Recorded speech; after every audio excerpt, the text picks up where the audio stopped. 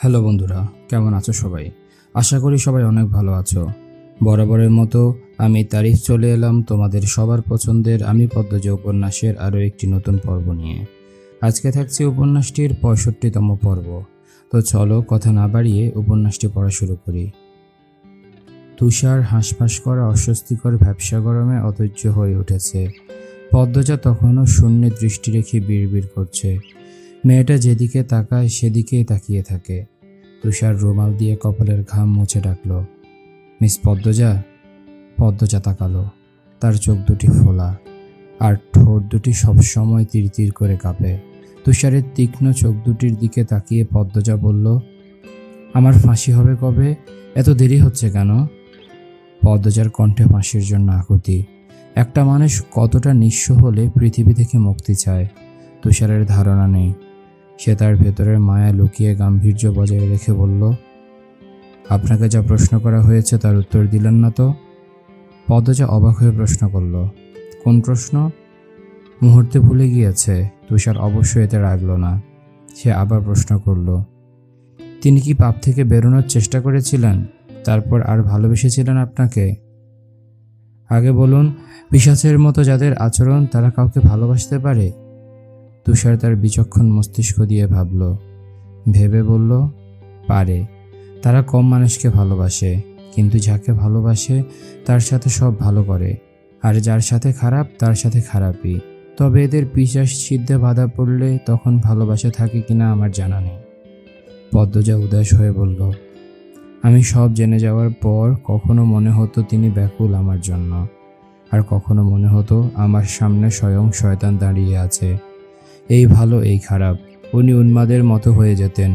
কি করছেন না করছেন তা যেন নিজেও বুঝতেন না। আই থিঙ্ক তিনি দুটো জীবন নিয়ে বাঁচতে চেয়েছিলেন। তারপর সময় চলে আসে একটা বেছে নেয়ার। তখন তিনি মানসিকভাবে বিপর্যস্ত হয়ে পড়েন। পদ্মজা চকিতে তাকালো, অস্পষ্ট স্বরে উচ্চারণ করল, মানসিকভাবে বিপর্যস্ত। অতীত। শিশির ভেজা ঘাসে পা দিতে সর্বাঙ্গ শীতল হয়ে উঠছে। ব্যাপারটা পূর্ণার বেশ ভালো লাগছে। সে ভোরের নামাজ পড়ে সৃষ্টিকর্তার কাছে প্রার্থনা করে এসেছে তার বোনের খবর যেন পাওয়া যায়। এখন সে উত্তরের হাওরের পাশে দাঁড়িয়ে আছে, অপেক্ষা করছে মৃদুলের জন্য। ভোরের দমকা বাতাস ও কুয়াশায় তীব্র শীতে সে কাঁপছে, তবুও ভালো লাগছে। পূর্ণার শীতে কাঁপতে খুব ভালো লাগে। কি আশ্চর্য ভালো লাগা! মৃদুল কুয়াশা বেদ করে পূর্ণার সামনে এসে দাঁড়ালো। পূর্ণার পরনে বেগুনি রঙের সোয়েটার, তার কাঁপুনি চোখে পড়ার মতো। মৃদুল তার গায়ের শাল দিয়ে পূর্ণার মাথা ঢেকে দিল। বলল, এই ঠান্ডার মধ্যে টুপি ছাড়া ঘর থেকে বাইর হইছ কেন? আর জুতা খুলছ কেন? পরো। পরো শব্দটি ধমকে উচ্চারণ করল। পূর্ণা দ্রুত জুতা পরে নিল। বলল, শাল দিয়ে দিলেন যে, আপনার ঠান্ডা লাগবে না? আমার দেখে লাগে আমার ঠান্ডা লাগতেছে। গেঞ্জি পরছি, তার উপর শার্ট, তার উপর সোয়েটার, এই যে গলায় মাফলার, মাথায় টুপি, হাত পায়েও মোজা আছে, এরপরেও আমার ঠান্ডা লাগবো? পূর্ণা হেসে বলল, না। তারপর পরেই বলল, আজ দুপুরে না আবার যাবেন বলছিলেন? যাব তো, লিখন ভাইরে নিয়ে যাব। পদ্মজা ভাবি আমির ভাইয়ের সাথে যখন আছে ভালোই আছে, তবুও খোঁজ নিমো আমি, এত চিন্তা কইরো না। পূর্ণা অন্যমনস্ক হয়ে বলল, আচ্ছা। খাইয়া আইসো? মৃদুলের ফর্সা গাল, সহজ সরল দুটি চোখ, জোড়া ভ্রু আর গোলাপি ঠোঁটগুলো এক নজর দেখে পূর্ণা বলল, আপনি খেয়েছেন? আর খাওয়া? কেন, খাননি? জাকিরে চিনো না? জাকিরের বাড়িতে উঠছি। ওর আম্মা গেছে বাপের বাড়ি, ওর আব্বা আর আমি একসাথে আসিলাম। রাতবকে। জাকিরের দাদি কোথায়? বুড়ির অসুখ। আচ্ছা বাদ দেও। বাদ দেব কেন? ফুফা কয়টা কথা বলেছে বলে এভাবে বাড়ি ছেড়ে দিবেন? নিজেরই তো ফুফা। আত্মসম্মান বলে তো একটা কথা আছে। পদ্মজা ভাবির খোঁজটা তোমার দেওয়ানের লাইগাই আসি, নইলে রাইতে যাইতাম গা। আমার এত বড় বাড়ি রেখে আমি এখানে কথা শুনে পড়ে থাকুম কেন? পূর্ণার রুদ্ধশ্বাস কণ্ঠে জানতে চাইল, তাহলে আজ চলে যাবেন? মৃদুল পূর্ণার মনের অবস্থা বুঝতে পেরে আর চোখে পূর্ণার দিকে তাকালো। পূর্ণা চোখ বড় বড় করে উত্তরের আশায় তাকিয়ে আছে। মৃদুল মুচকি হাসল। মৃদুলের হাসি দেখে পূর্ণার উসখুস করে বলল, হাসার কি বললাম? তুমিও চলো। কোথায়? আমার বাড়িতে। ধুর, এ হয় নাকি? মৃদুল কপালে ভাঁজ সৃষ্টি করে চিন্তিত ভঙ্গিতে বলল, সব পুরুষরা তো বিয়ে করে বউ নিয়ে নিজের বাড়িতেই যায়, তাহলে আমার বেলায় হয় না কেন? মৃদুলের কথায় পূর্ণা বাক্রুদ্ধ। মৃদুল তাকে বিয়ের কথা বলেছে। পূর্ণার শ্যামবর্ণের মায়াবী মুখটায় লজ্জারা জমে বসে, ঠোঁটে একটা মৃদু হাসি ফুটে ওঠে। সে উল্টো দিকে হাঁটা শুরু করলো। মৃদুল বলল, চলে যাইতেছ কেন? আপনি আমাকে লজ্জা দিচ্ছেন। আরে যাইও না। যাচ্ছি। কথা শুনো। পূর্ণা থামে না, তাই মৃদুল দৌড়ে আসে পূর্ণার পাশে। হাঁপাতে হাঁপাতে বলল, এত শরম পাও কেন? পূর্ণা লজ্জা শরম আর নিতে পারছে না। মৃদুলের কথায় সে লজ্জায় ঝিমিয়ে যাচ্ছে, তাই প্রসঙ্গ পাল্টাতে বলল, আমাদের বাড়িতে চলুন, খেয়ে যাবেন। খাউন যায়। বাসন্তী খালা রান্না কিন্তু এক্কেরে খাঁটি। আপনি তো বড় আম্মার সব রান্না খেয়ে দেখেননি, খেলে বুঝতেন কত মজা। তাহলে তো এ বাড়িতে জামাই হতেই হবে। পূর্ণা হেসে দিল। বেশি লজ্জা পেলে মানুষ হাসি আটকে রাখতে পারে না। পূর্ণার বেলায়ও তাই হলো। তারা দুজন গল্প করতে করতে মোড়ল বাড়িতে আসে। পথে ঘাটে অনেকের সাথে দেখা হয়।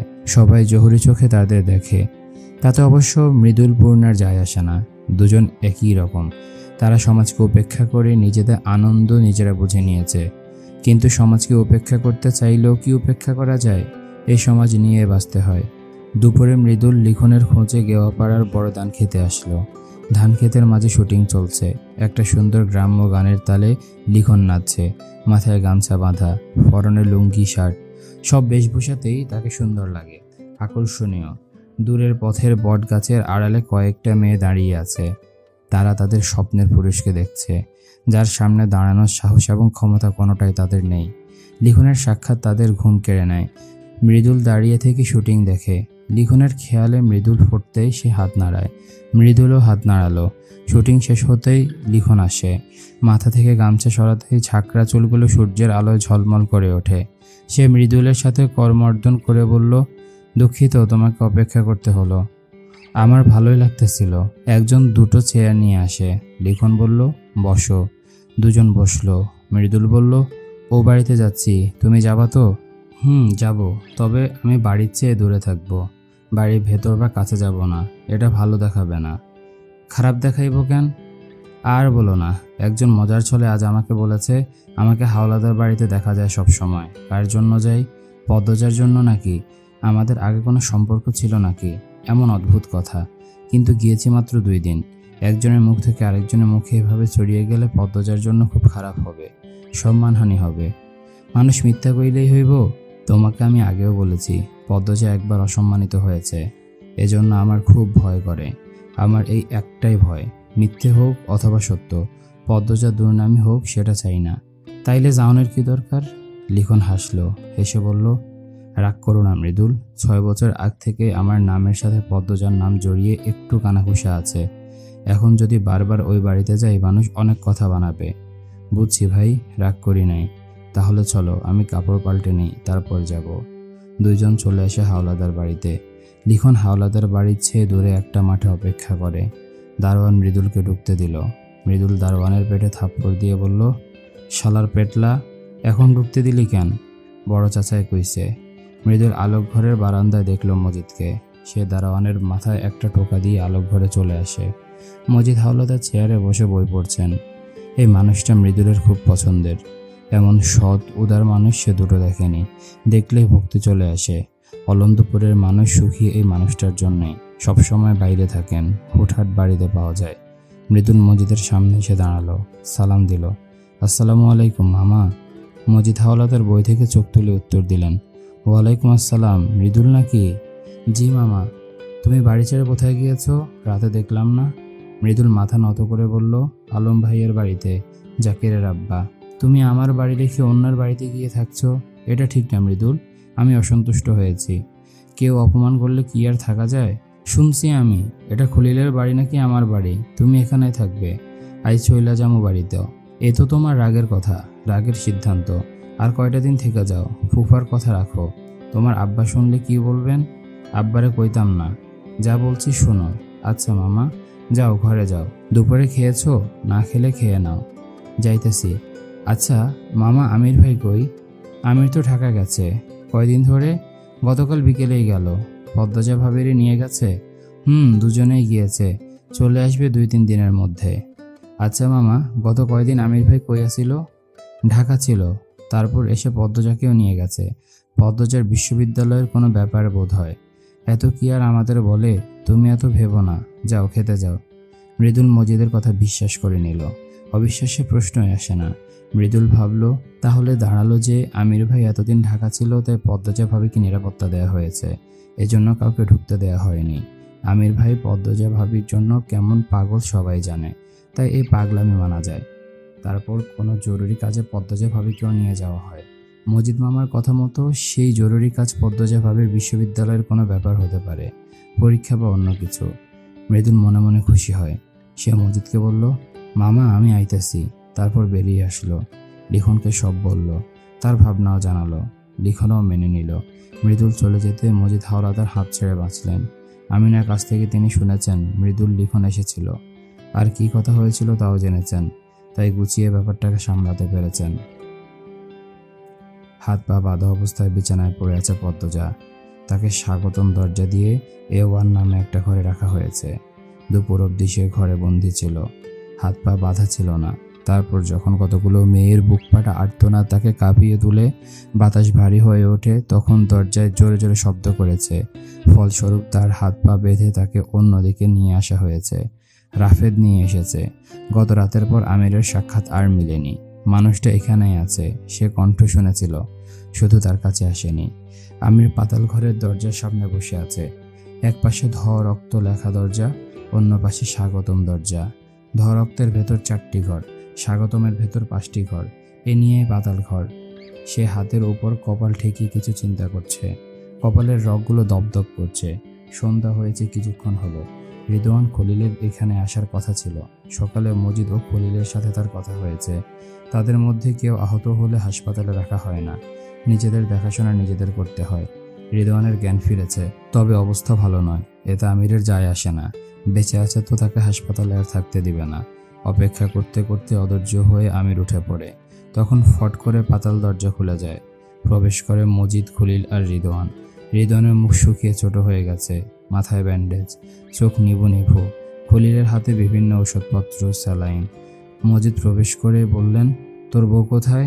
আমির উত্তর দিল না। সে পদ্মজার ব্যাপারে কথা বলতে আগ্রহী নয়।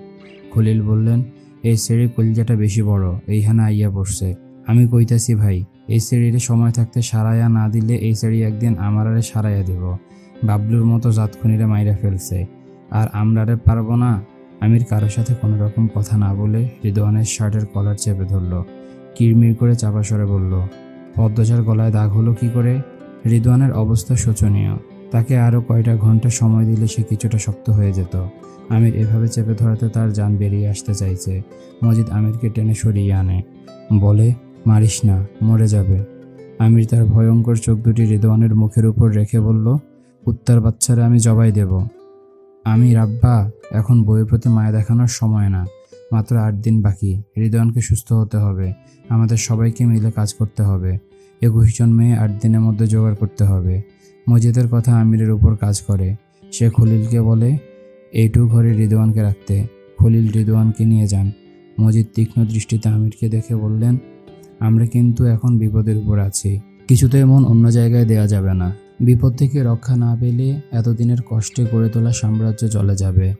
তোর হাতে সব দিয়েছি, কারণ আমি জানি আমার ছেলে বাঘের বাচ্চা। সে সব কিছু পারে, থাবা দিয়ে সব ধ্বংস করে দিতে পারে। অর্থের উপরে কিছু নেই, অর্থ দিয়ে সব কেনা যায়।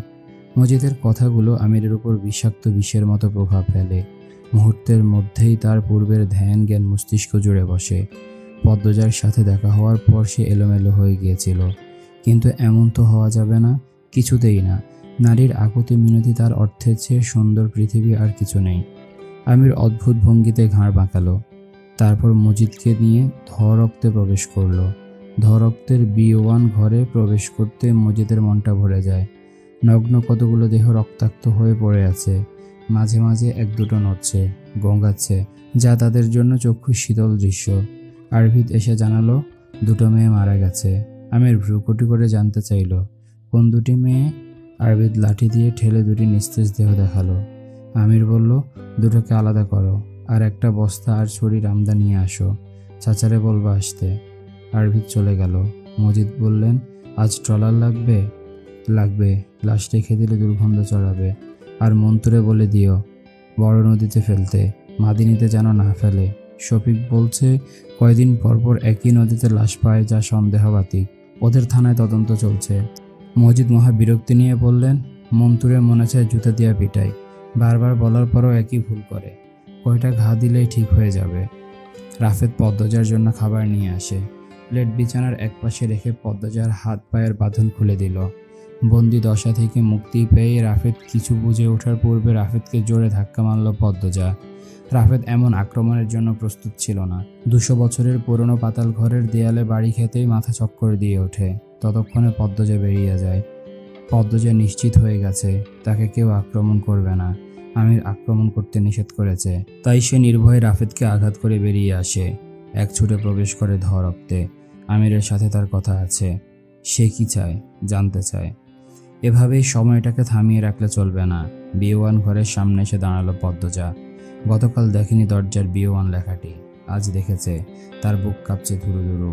মজিদ হাওলাদারের হাসি শোনা যাচ্ছে ঘুঙানির শব্দ। পদ্মজার লোমকূপ দাঁড়িয়ে পড়ে। সে দরজা ঠেলে উকি দেয়। গতকাল দৃশ্যের চেয়েও ভয়ঙ্কর এক দৃশ্য ভেসে ওঠে। মেঝেতে রক্তের বন্যা।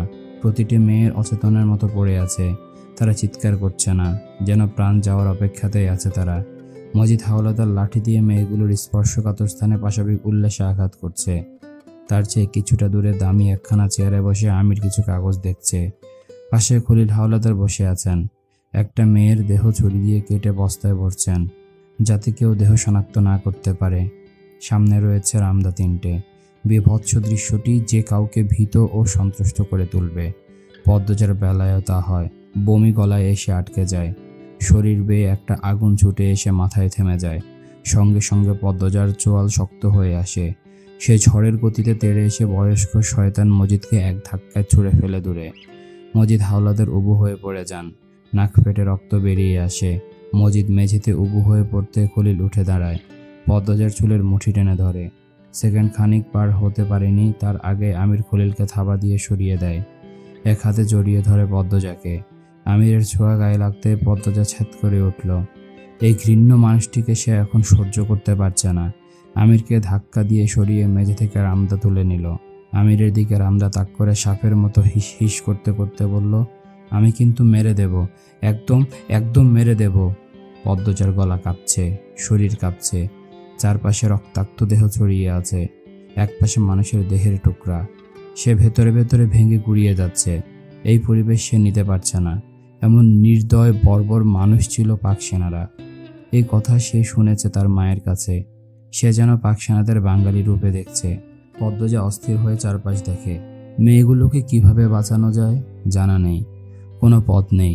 খলিল পদ্মজার দিকে ছুরি ছুঁড়ে মারার জন্য উদ্যত হয়। তখন আমির হুঙ্কার দিয়ে উঠল, শুয়োরের বাচ্চা, হাত নামা। কি জঘন্য আমিরের ভাষা, চোখের দৃষ্টি, হুঙ্কার। পদ্মজার গা রিরি করে ওঠে। সে আমিরের দিকে রামদা উঁচু করে বলল, যারা যারা আছে সবাইকে ছেড়ে দিন, নয়তো আমি আপনাকে মেরে ফেলব। পদ্মজা ঘামছে। তার কথা এলোমেলো। তার শরীরে অস্থিরতা। একবার এদিকে তাকাচ্ছে, আরেকবার ওদিকে। দিকদেশে হারিয়ে ফেলেছে।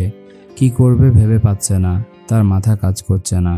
বমি ঠেলে ঠুলে উপরের দিকে আসছে। আরভির দরজার পাশে এসে দাঁড়ায়। রাফেদ তার পেছনে মাথায় হাত দিয়ে দাঁড়িয়ে আছে। পেছনে কারো উপস্থিতি টের পেতে পদ্মজা ফিরে তাকালো। সুযোগ পেয়ে আমির পেছন থেকে পদ্মজাকে জড়িয়ে ধরল।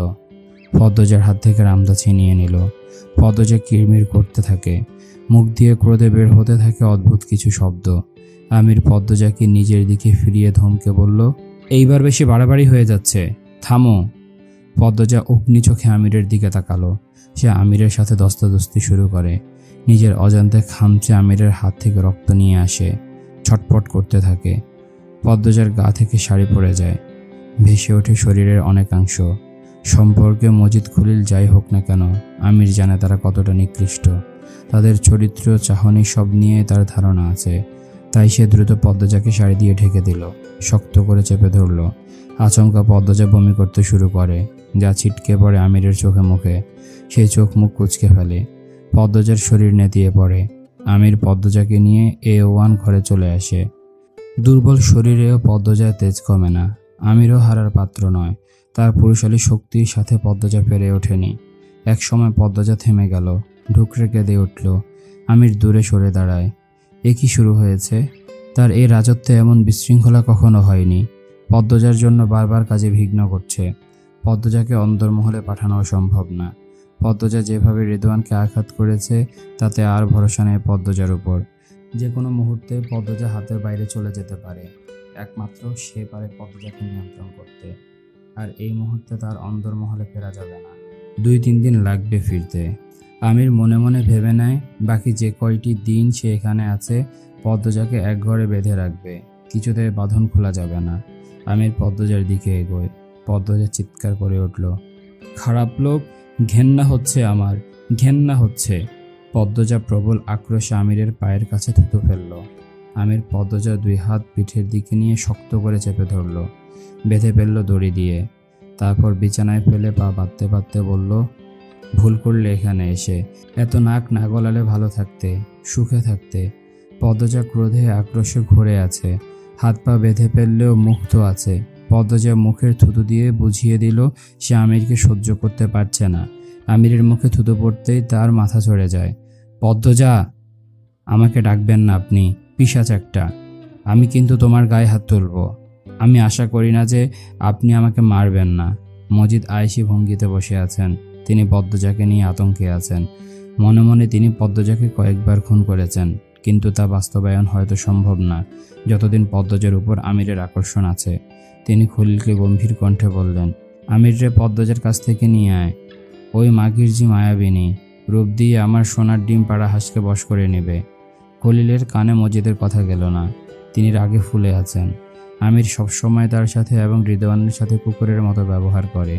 2 বাপ ব্যাটা মিলে অনেকবার পরিকল্পনা করেছে আমিরকে খুন করার, কিন্তু আমিরের তীক্ষ্ণ দৃষ্টি, প্রখর শ্রবণ শক্তি, নিজেকে রক্ষা করার মতো কৌশল ডিঙ্গিয়ে তাকে আক্রমণ করার সাহস কখনো হয়ে ওঠেনি। এছাড়া আমিরের এক একটা চামচা তার মতোই জাতখুনি। তবে খলিল দমেও যাননি। একদিন সুযোগ হবে, সেদিন এক কোপে আলাদা করে নেবেন আমিরের মাথা। তাছাড়া মজিদকেও খলিলের পছন্দ নয়। সব সম্পত্তি আমিরের নামে করে দিয়েছে। মনের ক্রোধ মনেই রয়ে যায়। কাজ করতে হয় আমিরের হয়ে, নিজেরা আর দখল নিতে পারে না। মজিদ হাওলাদার পা দিয়ে খলিলের পিঠে ধাক্কা দিয়ে ডাকলেন, খলিল। খলিল সম্বিত ফিরে পেয়ে বলল, কও ভাই। যা আমিররে গিয়ে বল রায়পুর যেতে, ওদিকে মেলা হচ্ছে। মেলা ধরা পড়া যাইব না, এখন ঝুঁকি নিতে হবে, সময় নেই। আর আমির পারবে। খলিল A1-এ আসে। আমিরকে বলে রায়পুরের কথা। আমির দরজা বন্ধ করে বেরিয়ে যায়। যাওয়ার আগে মাফলার দিয়ে মুখ ঢেকে নিল। আর মজিদকে হুমকি দিয়ে বলে গেল, পদ্মজার গায়ে কোন পোকা যেন না লাগে। তারপর সাথে নিয়ে যায় রাফেদকে। ট্রলারে আছে মন্তু আর শ্রীভব। পদ্মজা পড়ে থাকে ঘরে। তার চোখ বেয়ে জল নেমে আসে। মাথা ঘোরাচ্ছে খুব। চোখ দুটি বারবার বন্ধ হয়ে আসছে। মন এবং শরীর দুটোর উপর দিয়ে ধকল যাচ্ছে। সে চোখ বন্ধ করে। চোখের পর্দায় ভেসে ওঠে পূর্ণা ও প্রেমার মুখ। এই পাপের কবলে যদি পূর্ণা প্রেমা পড়ে, পদ্মজা ছট করে চোখ খুলে। তার শিরদাঁড়া বেয়ে শীতল ঠান্ডা স্রোত বয়ে যায়। চিন্তায় মাথা ব্যথা বেড়ে যায়। দরজা খোলার শব্দ পেয়ে ক্লান্ত চোখ দুটি খুলল পদ্মজা। ঘরে প্রবেশ করে রিদওয়ান। তার ঠোঁটে হাসি। পদ্মজার পাশে এসে বসে। পদ্মজা দৃষ্টি ফিরিয়ে নিল। রিদওয়ান হেসে বলল, এই দিনটার অপেক্ষা করছিলাম অনেক দিন ধরে। পদ্মজা জিজ্ঞাসা দৃষ্টিতে তাকালো। রিদওয়ান বলল, আমির কি ঠকানোটাই না ঠকালো তোমাকে? রিদওয়ান দাঁত বের করে হাসলো। হাসি দেখে মনে হচ্ছে সত্যি আজ তার সুখের দিন। সে তো এটাই চেয়েছে। পদ্মজা জেনে যাক সব। রিদওয়ান বলল, তোমাকে অনেক সংকেত দিয়েছিলাম যাতে আমিরকে চিনে ফেলতে পারো, কিন্তু তোমার আগে সেই সংকেত আমিরের চোখে পড়ে যেত। কি কপাল আমিরের! দুনিয়ার সব সুখ নিয়েই ও জন্মেছে। পদ্মজা প্রশ্ন করল, আপনি কেন চাইতেন? আপনি তো এই দলেরই। দলের তো বাধ্য হয়ে। দেখো, আমি তোমাকে আগে পছন্দ করেছি, সেই হিসেবে আমার তোমাকে পাওয়া উচিত ছিল। কিন্তু কে পেয়েছে? আমির, যে একজন নারী অত্যাচারী, নারী ব্যবসায়ী, খুনি, শয়তান। শয়তান তো আপনিও। আমি শয়তান হলে তোমার কি যায় আসে? তোমার স্বামী হলে এখানে কেন এসেছেন? গল্প করতে। মেয়েগুলোকে মারা হচ্ছে কেন? রিদওয়ান মুচকি হেসে পদ্মজার দিকে তাকিয়ে রইল। সে সব বলার জন্যই এখানে এসেছে। পদ্মজা ও আমির প্রতিদ্বন্দ্বী হলে তার যে আনন্দ হবে, সে আনন্দ বোধহয় বেহেশতেও নেই। এটা রিদওয়ানের ভাবনা। তাই তো সে যখনই শুনল আমিরের উপস্থিতি এখন নেই, সঙ্গে সঙ্গে অসুস্থ শরীর নিয়ে পদ্মজার কাছে চলে এসেছে। রিদওয়ান ধীরে সুস্থে জানালো এই পাতাল ঘরের ইতিহাস। 200 বছর পুরনো এই পাতাল ঘর। আগে মন্দির ছিল, মন্দিরের নিচে পাতাল ঘর বানানো হয়েছিল। সেখানে সোনার মূর্তি ছিল, মূর্তির গায়ে ছিল হীরা পান্না। তখনকার আমলের রাজার দায়িত্বে ছিল এই পাতাল ঘর। তারপর সেটা কোনোভাবে হাওলাদার বাড়ির হয়ে যায়, সোনার মূর্তিও নাই হয়ে যায়। তার খোঁজ কেউ জানে না। তখন এর প্রজন্মে হাওলাদার বংশের একজন পুরুষ ছিলেন নারী আসক্ত। তিনি যখন বাড়ির পেছনে এমন একটা পাতাল ঘরের সন্ধান পেলেন, মাথাচাড়া দিয়ে ওঠে নারী আসক্তি। তারপর থেকে মেয়েদের ধরে এনে ধর্ষণ করে, খুন করা হয়ে ওঠে প্রতিদিনকার অভ্যাস। আস্তে আস্তে এই পাপ ছড়িয়ে পড়ে বংশের সব ছেলেদের মধ্যে। পাতাল ঘর তাদের মনে নিষিদ্ধ মহাপাপের বাসনা জাগিয়ে তোলে। আস্তে আস্তে ধর্ষণের সাথে সাথে নারী বিক্রি শুরু হয় পতিতাবৃত্তি। লম্পট ক্ষমতাশালীরা অর্থ নিয়ে নারী ভোগ করতে আসতো পাতাল ঘরে। এই পাপ মজিদ হাওলাদার অবধি একইভাবে চলে আসে। আমির হাওলাদার সেটাকে বিদেশ অবধি নিয়ে যায়, টাকার পাহাড় গড়ে তোলে। পাতাল ঘরকে করে তোলে আধুনিক, বানায় আরও একটি ঘর, চারিদিকে নিরাপত্তা শক্ত করে। প্রতি বছরে শীতের এবং বর্ষাকালে কয়েকটি মেয়েকে ধরে এনে হাওলাদার বাড়ির পুরুষেরা নিজেদের পুরুষত্বের ক্ষমতা প্রমাণ করে। তারপর 14 দিন ধরে একটানা তাদের করা হয় নির্মম অত্যাচার। 14 দিনের মধ্যে অনেকে মারা যায়, আবার অনেকে বেঁচে থাকে। যারা বেঁচে থাকে তাদের কুপিয়ে হত্যা করা হয়। তারপর লাশের গায়ে পাথর বেঁধে ট্রলারে করে ডুবিয়ে দেওয়া হয় সব বড় বড় নদীতে। আর বছরে 4 বার নারী পাচার করা হয় বিদেশে। পুরো বছর জুড়ে খোঁজ চলে নারী শিকারের। এই পাপ হাওলাদার বাড়ির রক্তে মিশে গিয়েছে। বয়স 15 হতেই বাড়ির ছেলেদের জড়িয়ে দেওয়া হয় এই চক্রের সাথে। এ যেন হাওলাদার বংশের রীতি। ছেলে হয়ে জন্মালে এই রীতি অনুযায়ী চলতেই হবে। সব শুনে পদ্মজা পায়ের তালু থেকে মাথার চুল অবধি কেঁপে ওঠে। 200 বছর ধরে চলছে এই পাপ, কেউ বিঘ্ন ঘটাতে পারেনি। অথচ এই হাওলাদার বাড়ির সুনাম সব জায়গায়। হিন্দুরা হাওলাদার বাড়ির পুরুষদের দেবতার সাথে তুলনা করে, আর মুসলিমরা ফেরেশতার সাথে। অথচ এদের রক্তেই শয়তানের বসবাস। এই তবে এই বাড়ির রহস্য। এই জন্যই কি মেয়ে হওয়ার পর সৃষ্টিকর্তা তাকে বন্ধা করে দেয়? আমিরও কি নারী আসক্ত? এটাই তো স্বাভাবিক। হাওলাদার বংশের ছেলে হয়ে নারী ভোগ করেনি, এমন ভাবনা মানায় না।